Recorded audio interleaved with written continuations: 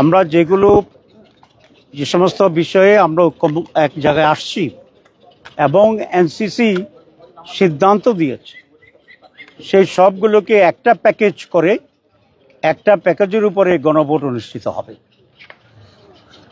আপনারা জানেন যে বিএনপি শুরু থেকেই গণভোটের ব্যাপারে দ্বিমত পোষণ করছিল, কিন্তু শেষ পর্যন্ত তারা এই গণভোটে রাজি হয়েছে। আত্মবিকাশে জেগে ওঠা প্রাণ। প্রিয় দর্শক, আপনারা দেখছেন বাংলালির ২১শে টেলিভিশন। প্রাসঙ্গিক প্রসঙ্গ এবং সংবাদ নিয়ে আপনাদের সাথে আছি আমি হৃদয় শিকদার রায়হান। বাংলাদেশের রাজনীতিতে নতুন মোড়। হ্যাঁ না ভোট, জনগণের রায় চূড়ান্ত ঐক্যমত কমিশনের। হ্যাঁ না ভোটে নতুন দিগন্ত, পিপুলস ভার্ডিক্ট ম্যাটার্স। হ্যাঁ না ভোটের সিদ্ধান্ত ঐক্যমত কমিশনের হাতে থাকা মানে হল রাষ্ট্রীয় বা জাতীয় গুরুত্বপূর্ণ কোনো বিষয়ে সরাসরি গণমতের প্রতিফলন ঘটানোর সুযোগ সৃষ্টি করা। এই ধরনের সিদ্ধান্ত সাধারণত হয় যখন সরকার, বিরোধী দল ও নাগরিক সমাজের প্রতিনিধিদের নিয়ে গঠিত একটি ঐক্যমত কমিশন নিরপেক্ষভাবে ভোটের রূপরেখা, প্রশ্ন ও প্রক্রিয়া নির্ধারণ করে। বাংলাদেশে এটি হতে পারে আইনি ভিত্তি। সংবিধানের ধারা ৭ ও ১১ অনুযায়ী জনগণই সর্বময় ক্ষমতার উৎস। তাই কমিশনের প্রস্তাব সংসদে পাশ হলে আইনগত কাঠামো তৈরি হবে। সময়সূচি: কমিশন যদি আগামী ১ মাসে প্রশ্ন নির্ধারণ করে তবে নির্বাচন কমিশনের সহায়তায় ২ থেকে ৩ মাসের মধ্যে জাতীয় পর্যায়ে হ্যাঁ না ভোট আয়োজন করা সম্ভব। প্রক্রিয়া: ভোটার তালিকা ব্যবহার করে স্বচ্ছ ব্যালট বা ইলেকট্রনিক ভোটিং পদ্ধতিতে ভোট গ্রহণ করা হবে। ফলাফল হবে সরাসরি গণরায়ের প্রতিফলন। অর্থাৎ ঐক্যমত কমিশনের মাধ্যমে হ্যাঁ না ভোট আয়োজন মানে হল দলীয় প্রভাব মুক্ত, জনগণের মতামত নির্ভর একটা গণতান্ত্রিক পথ নির্দেশ তৈরি করা, যা রাজনৈতিক অচলাবস্থা নিরসন ও জাতীয় ঐক্যের ভিত্তি স্থাপন করতে পারে। প্রিয় দর্শক, বিস্তারিত দেখুন বাঙালির ২১শে টেলিভিশন সংবাদে। মাননীয় সাংবাদিক বন্ধুগণ, আসসালামু আলাইকুম ওয়া রাহমাতুল্লাহি ওয়া বারাকাতুহু। দীর্ঘ সময়ের ঐক্যমত্য কমিশনের বৈঠকের আজকেই সম্ভবত শেষ দিন। আরও দু একবার আমরা শেষ দিন বলেছিলাম, কিন্তু সেটা নানা কারণে এক্সটেন্ড করেছে। যেহেতু আজকে সভাপতির সভাপতিত্বে এই মিটিং শেষ হয়েছে, এটা শেষ দিন। এই দিনে আমি আপনাদের সবাইকে ধন্যবাদ জানাচ্ছি দীর্ঘ আপনাদের সার্ভিসের জন্য। আপনারা জানেন যে ৭ তারিখে ঐক্যমত্য কমিশনের উদ্যোগে পার্টিসিপেটরি সকল রাজনৈতিক দলকে দাওয়াত দিয়ে এর সমাপনী যে সিগনেচার করা ঐক্যমত্য আমাদের যে চার্টারের উপরে, সেই অনুষ্ঠানটি হবে। আমরা দাওয়াত পেয়েছি প্রপারলি এবং আমরা আশা করি সেই প্রোগ্রামে আমরা উপস্থিত হব ইনশাআল্লাহ।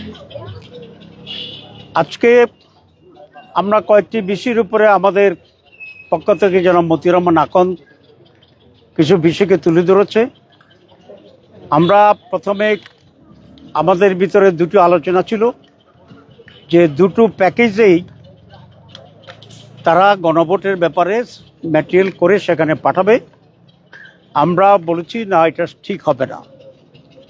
আমরা যে সমস্ত বিষয়ে আমরা এক জায়গায় আসছি এবং এনসিসি সিদ্ধান্ত দিয়েছে সেই সবগুলোকে একটা প্যাকেজ করে একটা প্যাকেজের উপরে গণভোট অনুষ্ঠিত হবে।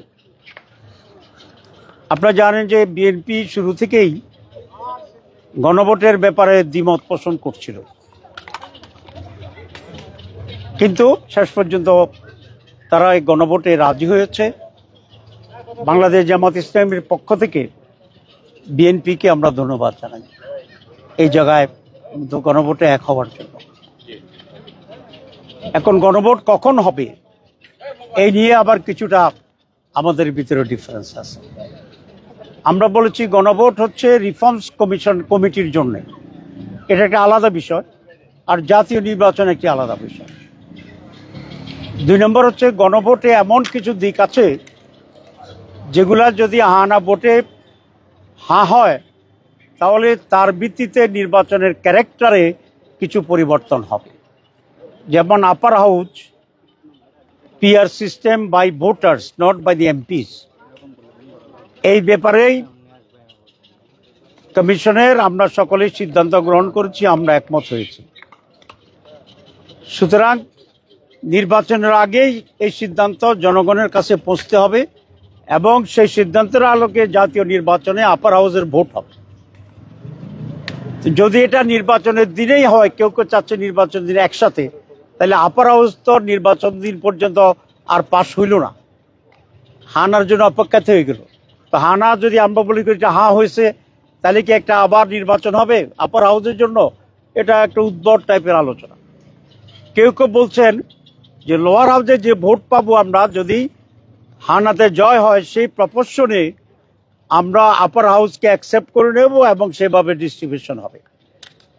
এখানে বিষয়টা হবে সন্তান জন্মের আগেই কাপড় চোপড় কিনে ফেলার মতো অবস্থা, কারণ যেদিন ভোট হবে সেদিন পর্যন্ত তো আপার হাউস নাই, কিন্তু আপনি আপার হাউসের ভোট দিচ্ছেন।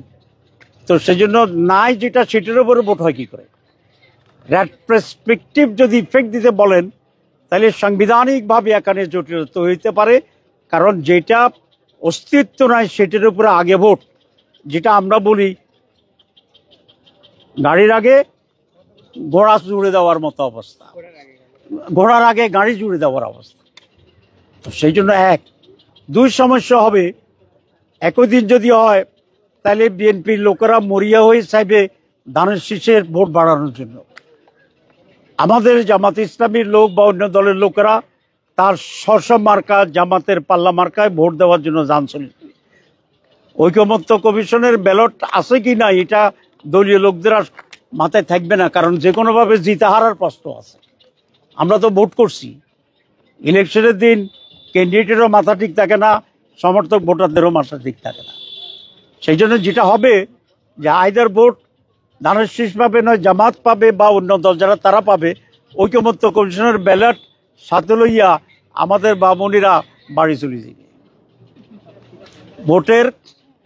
ভোট কাস্টিং হানা ভোটে একেবারেই অপ্রতুল হবে, কারণ সেই দিন এটার কোনো গুরুত্বই থাকবে না। আপনি এটা জিত হা হোক না জিতুক, এটা যারা ভোটার আসবে, প্রার্থী আসবে, কর্মীরা আসবে, এদের এটা কোনো দিন কনসার্নই থাকবে না।